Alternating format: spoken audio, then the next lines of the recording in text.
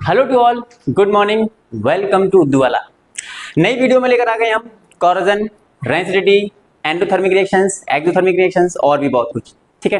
अच्छा, ये इस चैप्टर की चैप्टर नंबर 1 की क्लास 10th की चैप्टर नंबर 1 की ये लास्ट वीडियो है। ठीक है ना। इस वीडियो के बाद में हम जो है इस चैप्टर के सारे क्वेश्चंस को हम डिस्कस करेंगे और इसके लिए क्वेश्चंस के लिए कल हमारी लाइव क्लास होगी 9 बजे या फिर 9:15 बजे। ठीक है ना। कल का मतलब है 20 तारीख में 20 को। ठीक है ना। तो कल हमारी लाइव क्लास रहेगी और इस वीडियो में आप देखोगे कोरोजन है, रेंसिडिटी है, एक्सोथर्मिक रिएक्शंस हैं। ठीक है ना, इस टाइप की रिएक्शन। चलो फिर स्टार्ट करते हैं बिना किसी देरी के। ठीक है, बिना किसी देरी के स्टार्ट करते हैं भाई। कोरोजन इसमें हम डिस्कस करेंगे। कोरोजन डिस्कस हम करेंगे इसमें। कोरोजन क्या डिस्कस करेंगे? Corrosion, okay, rancidity, endothermic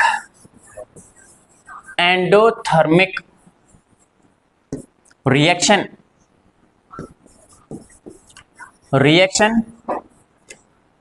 endothermic reaction. ठीक है ना, एंडोथर्मिक रिएक्शन। ठीक है, चलो स्टार्ट करते हैं। ओके, स्टार्ट करते हैं। पहला है हमारा ऑक्सीडेशन। अच्छा, जो हमारा पिछला वीडियो था उस वीडियो में हमने रिडॉक्स रिएक्शन हमने कराया था। हमने पिछले वीडियो में जो हमारी लाइव क्लास थी उसमें हमने रिडॉक्स रिएक्शन कराया था और रिडॉक्स रिएक्शन में हमने कहा था कि हम आपके लिए ऑक्सीडेशन और रिडक्शन हम अलग से डिस्कस करेंगे। तो आज हम उसी को लेकर आए हैं। ठीक है, तो आज हम उसी को लेकर आए हैं। सबसे पहले हम देख लेते हैं ऑक्सीडेशन क्या है। ऑक्सीडेशन, ध्यान रखेंगे कि ऑक्सीडेशन में कुछ पॉइंट्स होते हैं। जैसे देखो, मैं की पॉइंट आपको बता देता हूं ऑक्सीडेशन का। Any compound of atom release one or more electrons. This process is called oxidation. And if any atom or group of atom added oxygen, you can say oxygen added to any atom or group of atom is called oxidation. तो यहाँ पर देखो आप, मैंने कहा कि किसी भी एटम या ग्रुप ऑफ एटम के साथ में अगर कोई ऑक्सीजन ऐड हो रही है और ऐड होकर के एक नया कंपाउंड बन रहा है तो उसे हम बोलेंगे ऑक्सीडेशन। आप यहां पर देख सकते हो, oxygen gain means gain oxygen. Oxygen जब लिया जाता है उसे हम बोल देते हैं ऑक्सीडेशन। ठीक है ना। दूसरी बात हमने कहा था, इलेक्ट्रॉन दिया जाता है। देखो, ये है इसका न्यूक्लियस, ये कोई एटम है, इसका ये न्यूक्लियस है। न्यूक्लियस के चारों तरफ, यानी इसके चारों तरफ ये इलेक्ट्रॉन्स हैं। ये सारे के सारे क्या हैं? इलेक्ट्रॉन्स हैं। ये सभी इलेक्ट्रॉन्स हैं। ये इलेक्ट्रॉन्स घूम रही हैं। अगर कोई एटम अपना इलेक्ट्रॉन दे देता है, देखो ये रहा माइनस का साइन लगा हुआ है। अगर कोई इलेक्ट्रॉन को दे देता है, एक या ज्यादा इलेक्ट्रॉन्स को देता है, तो उसी को हम बोल देते हैं ऑक्सीडेशन। उसी को हम क्या बोल देते हैं? ऑक्सीडेशन।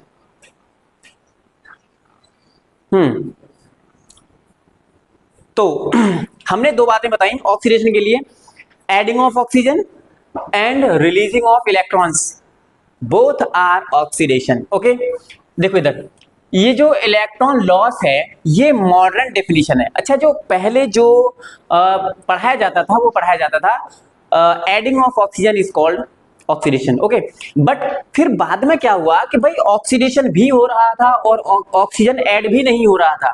तो यहां फिर लोगों को प्रॉब्लम होने लगी कि आपने तो कहा था कि एडिंग ऑफ ऑक्सीजन ऑक्सीडेशन होता है, लेकिन यहां तो ऑक्सीजन ऐड नहीं हो रहा फिर भी ऑक्सीडेशन हो रहा है, तो ये कैसे? तो फिर उसके लिए एक मॉडर्न डेफिनेशन दी गई। मॉडर्न डेफिनेशन में दिया गया कि भाई रिमूविंग ऑफ और रिलीजिंग ऑफ वन और मोर इलेक्ट्रॉन्स इज कॉल्ड ऑक्सीडेशन। समझ गए? कोई भी एटम है, जैसे देखो ये ए था, ये ए कोई एटम है और ए ने एक इलेक्ट्रॉन दे करके, देखो ये इलेक्ट्रॉन दिया है, एक इलेक्ट्रॉन दे करके इसने 1 पॉजिटिव चार्ज बना लिया। ठीक है ना, 1 पॉजिटिव बना लिया। तो हम कहेंगे कि यहां से और यहां तक जो प्रोसेस हुई है वो प्रोसेस ऑक्सीडेशन हुई है। क्या हुई है वो? ऑक्सीडेशन। मुझे लगता है ऑक्सीडेशन आपके समझ में आ गया होगा। अच्छा, एक और एग्जांपल मैं ले लेता हूं। जैसे मान लेते हैं यहां तो एक ए दे रखा है, मैं यहां ले लेता हूं, जैसे मैंने लिया, मैं यहां लिख देता हूं इधर, मान लीजिए ये मैंने मैग्नीशियम लिया, मैग्नीशियम। ठीक है ना, मैग्नीशियम कोई एक एलिमेंट है मैग्नीशियम। मैग्नीशियम ने 2 इलेक्ट्रॉन दिए, मैग्नीशियम ने 2 इलेक्ट्रॉन दिए और इसने बनाया Mg2+, ठीक है ना, क्या बनाया इसने, Mg2+, 2 इलेक्ट्रॉन देने के बाद। तो देखो ये जो प्रोसेस हुई है Mg से लेकर के Mg+2 तक जो प्रोसेस हुई है उसे बोलेंगे हम ऑक्सीडेशन। क्या बात समझ में आई? क्या इतनी बात समझ में आई है? ऑक्सीडेशन समझ में आया है? चलेंगे, तो ये ऑक्सीडेशन, ये बात हमने आपको समझा दी। यहाँ एडिशन ऑफ ऑक्सीजन हो रहा है तो ये भी आपका ऑक्सीडेशन है। अच्छा, यहां पर देख लेंगे, एक आयरन नेल था, आयरन नेल, ये आयरन नेल है। इस आयरन नेल में वाटर की प्रेजेंस में, एयर की प्रेजेंस में ये आयरन नेल खराब हो गया, यानी इस पर रस्ट लग गई, ठीक है ना, इसको भी हम ऑक्सीडेशन कह देते हैं। यहां आप देखोगे आयरन के साथ में देखो ऑक्सीजन ऐड हुई है, ऑक्सीजन ऐड हुई है, वाटर भी ऐड हुआ है, लेकिन ऑक्सीजन ऐड हुई है, इसलिए हम इसको क्या बोल रहे हैं, ऑक्सीडेशन। इसलिए हम इसको क्या बोल रहे हैं, ऑक्सीडेशन। बात क्लियर है? मुझे लगता है ऑक्सीडेशन बिल्कुल आपके समझ में आ गया होगा। अगर ऑक्सीडेशन फिर भी नहीं समझ में आया तो आपके लिए कमेंट बॉक्स खुला हुआ है, कमेंट करेंगे और मैं हर एक कमेंट के आंसर देता हूं, ठीक है। चलेंगे, नेक्स्ट चलते हैं, नेक्स्ट देखते हैं। नेक्स्ट ऑक्सीडेशन हमने आपको बता दिया है। नेक्स्ट है रिडक्शन। देखो, reduction is just opposite of oxidation. Reduction process is just opposite of oxidation process. Okay, so see here, जो रिडक्शन है इसको देखेंगे ध्यान से। रिडक्शन, ओके, तो रिडक्शन क्या होता है?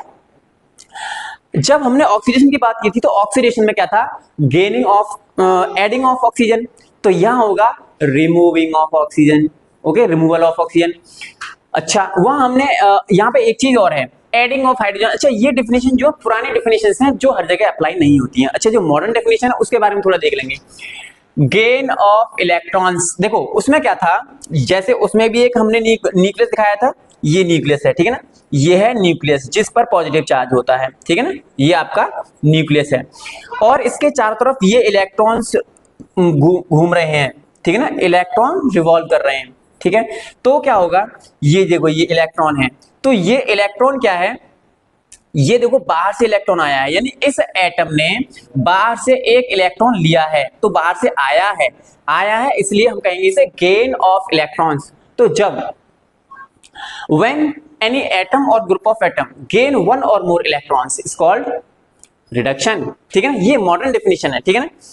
तो reduction is the gain of electron by the substance. Substance means वहां पर आपका एटम हो सकता है, ग्रुप ऑफ एटम हो सकता है, उनमें से कोई भी अगर इलेक्ट्रॉन को गेन कर रहा है इट मींस कि वहां रिडक्शन हो रहा है, ठीक है। बात क्लियर है? ये वाली बात आपके समझ में आई है क्या? ये न्यूक्लियस है, न्यूक्लियस के चारों तरफ इलेक्ट्रॉन्स रिवॉल्व कर रहे हैं। अब इस एटम ने एक इलेक्ट्रॉन को लिया है, इसलिए इसको हम कह रहे हैं रिडक्शन। क्या बोल रहे हैं हम इसको? रिडक्शन। बात क्लियर है? बात क्लियर है क्या? अच्छा, इसमें एक चीज और बताई थी, जैसे ऑक्सीडेशन में हमने आपको बताया था कि adding of oxygen, addition of oxygen, तो यहाँ रिमूवल ऑफ ऑक्सीजन होता है। देखो यहाँ Cu के साथ में ऑक्सीजन कनेक्ट है, यानी Cu के साथ में ऑक्सीजन अटैच्ड है, लेकिन जैसे ही यहाँ पर रिएक्शन होती है तो Cu के पास जो ऑक्सीजन था वो ऑक्सीजन हट गया। जब हट गया तो इसको हम क्या बोल देंगे? इसको बोल देंगे रिडक्शन। इसको हम क्या बोल देंगे जी? इसको बोल देंगे रिडक्शन। तो ये रिडक्शन हो गया। बात क्लियर है? कोई समस्या है क्या इसमें? कोई समस्या है क्या? चलेंगे, अब ध्यान से देखेंगे, फिर से एक बार और सुनेंगे, फिर से एक बार सुनेंगे भाई। Oxidation is the addition of oxygen, okay, addition of oxygen and releasing of electrons, okay, and reduction is removal of oxygen, okay, removal of oxygen and accepting of electrons, okay, so this is reduction। बात clear हो चुकी है? आगे चलें क्या? चलो भाई ठीक है, आगे चलते हैं, ठीक है, बिना किसी देरी के आगे चलते हैं, ठीक है। ये हमने दो टॉपिक आपको बता दिए, oxidation and reduction. Okay, next topic is corrosion. Next topic is corrosion. Corrosion क्या होता है? कोरोजन का सिंपल एक्सप्लेनेशन यहां देखेंगे। देखो, कोरोजन सिंपल लैंग्वेज में आपको मैं अगर बताऊं तो corrosion is the process in which metal oxidize, ठीक है ना, metal oxidize in the presence of air and water. Oxidation, sorry, corrosion is the process in which metals oxidize in the presence of oxygen and moisture water. Okay, so this process is called corrosion. Okay, यहाँ देख लो, corrosion is when metal objects slowly break down and react with their environment like air and water. हमने अभी कहा था reaction of metals with air and moisture is called corrosion. Okay, तो ये होगा आपका corrosion. अच्छा, corrosion में क्या होता है? Most of the time metal he corrode होते हैं, most of the time metals की ही रिएक्शंस होती है, ठीक है ना।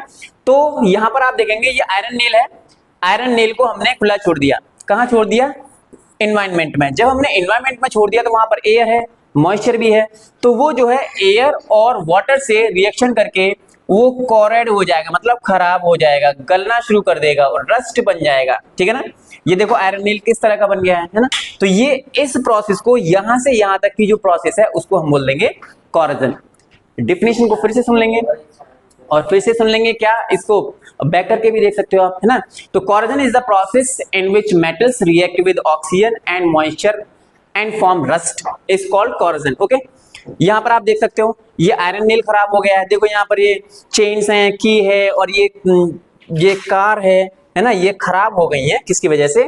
रिएक्शन की वजह से। और कौन सी रिएक्शन की वजह से? कोरोजन रिएक्शन की वजह से ये खराब हो गई है। बात क्लियर है?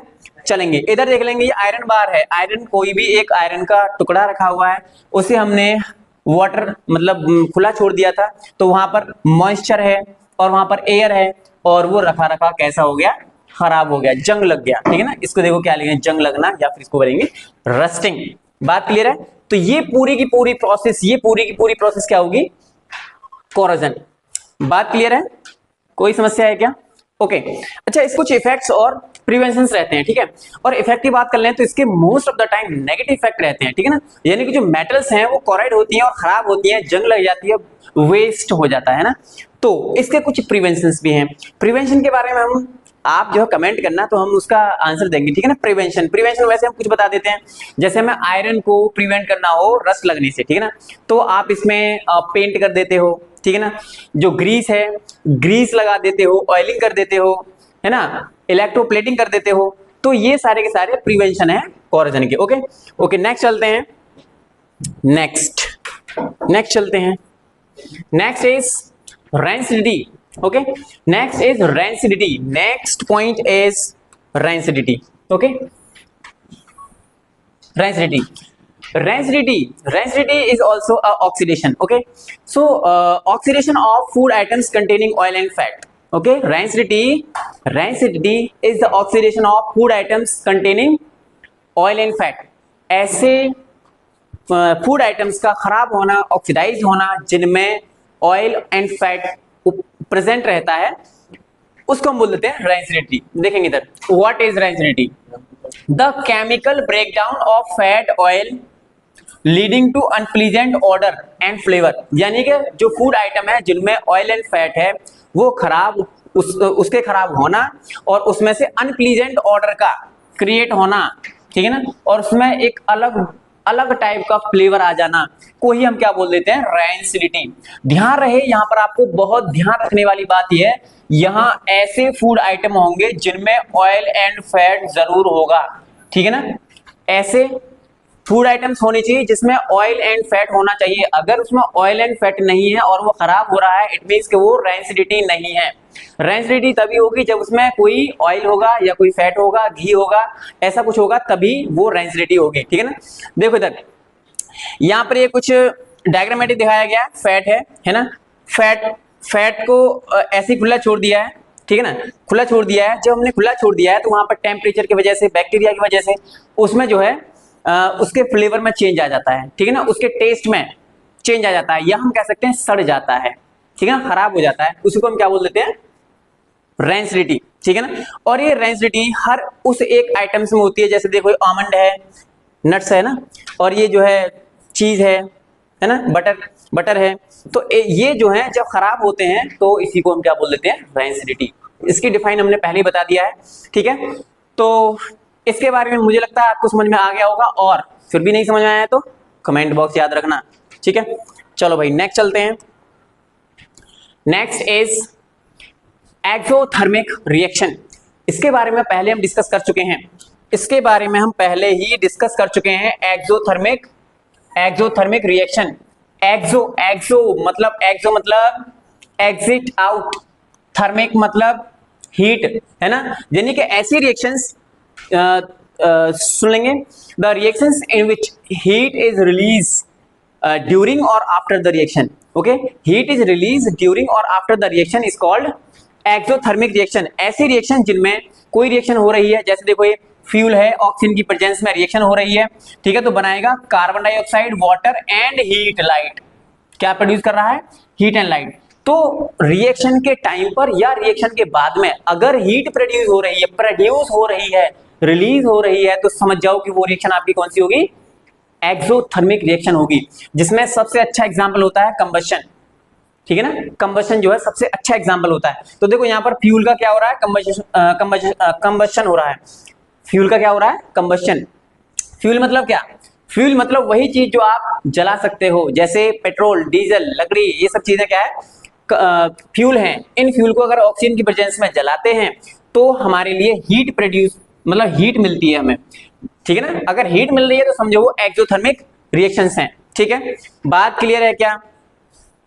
देखो यहां पर क्या है? एक chemical reaction that release energy. देखो मेन पॉइंट इन्होंने क्या दे रखा है? That release energy, release energy.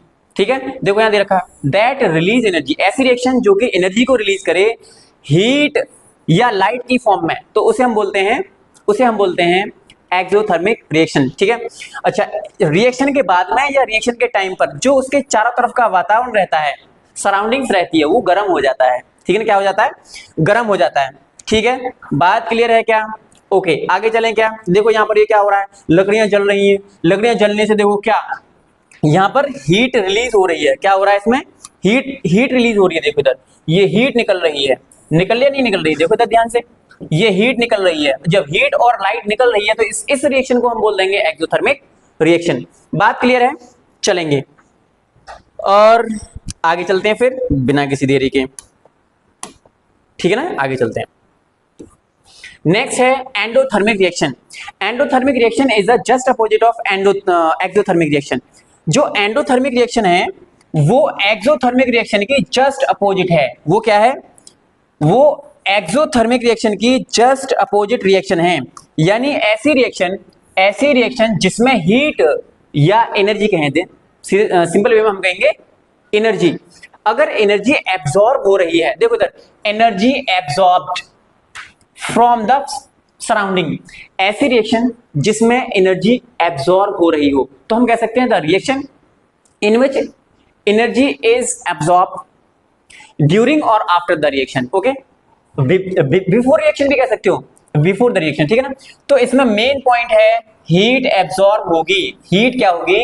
Absorb होगी। ऐसी रिएक्शन जिसमें हीट एब्जॉर्ब हो रही हो, उन रिएक्शंस को हम बोल देंगे एंडोथर्मिक रिएक्शन। बात क्लियर है? डेफिनेशन देखो यहां पर है, a chemical reaction that absorb energy usually in the form of heat. जब एनर्जी को एब्जॉर्ब करती है, यूजुअली ज्यादातर क्या होता है? हीट की फॉर्म में उसको एब्जॉर्ब करती है फ्रॉम इट्स सराउंडिंग, अपने चारों तरफ से भी। अच्छा, इसका एग्जांपल आपके घरों में आपने ज्यादातर देखा होगा। जब आप एक कांच का गिलास लो, कांच के गिलास में थोड़ा सा पानी लो, पानी में शुगर मिक्स कर लो। क्या मिक्स कर लो जी? शुगर। अब आप यहां पर कुछ नोटिस करेंगे। क्या नोटिस करेंगे? जब आपने कांच का गिलास लिया था उसका टेम्परेचर, फिर आपने उसमें पानी लिया उसका टेम्परेचर, शुगर मिक्स किया उसका टेम्परेचर, आप देखेंगे तो आपको पता चलेगा कि उसमें कुछ चेंज हो रहा है। जब आपने पानी लिया था तो उसका टेम्परेचर जो भी था, फिर उसके बाद में आपने शुगर ऐड किया, उसमें शुगर को जैसे ही मिक्स किया तो आपको लगेगा कि पानी ठंडा हो गया है। यानी शुगर को मिक्स होने के लिए हीट की जरूरत होती है, इसलिए वो पानी से हीट को एब्जॉर्ब करके मिक्स हो जाती है। ठीक है ना, तो उसको हम बोल देंगे एंडोथर्मिक प्रोसेस। क्या बोल देंगे उसे? Endothermic process. ठीक है, बात क्लियर है? और ऐसी केमिकल रिएक्शन जिनमें हीट एब्जॉर्ब हो रही हो उन्हें बोलेंगे एंडोथर्मिक रिएक्शन। बात क्लियर है? कोई प्रॉब्लम तो नहीं है? देखो कुछ एग्जांपल्स दे रखे हैं, आप इन्हें वीडियो को पॉज करके देख सकते हो। ठीक है, नेक्स्ट देख लें। Next, thank you for watching this video. Okay, and आपको क्या करना है भाई? सबसे पहले तो आपको थैंक्स है, वीडियो आपने पूरा देखा। है ना। और उर्दू वाला चैनल को सब्सक्राइब करना ना भूलें, ठीक है, गलती से भी ये गलती ना हो, ठीक है ना, गलती से भी ये गलती ना हो कि आपने उर्दू वाला चैनल को सब्सक्राइब ना किया हो। क्यों भाई, गलती क्यों ना हो, गलती होगा तो किसका नुकसान है, तुम्हारा ही ना भाई। मान लो हमने कोई वीडियो, इंपॉर्टेंट वीडियो अपलोड की और आपके पास नोटिफिकेशन नहीं आया, तो नुकसान किसका होगा, आपका होगा। चलो खैर, तो ये वीडियो को हम यही खत्म कर रहे हैं और ये चैप्टर होता है फिनिश, और इसके बाद में हमारी आएगी लाइव क्लास, और लाइव क्लास में हमारे होंगे इस चैप्टर के सारे लगभग 4 से 5 साल के बोर्ड के क्वेश्चंस, ठीक है ना। और मिलते हैं नेक्स्ट वीडियो में। Okay, take care, bye bye.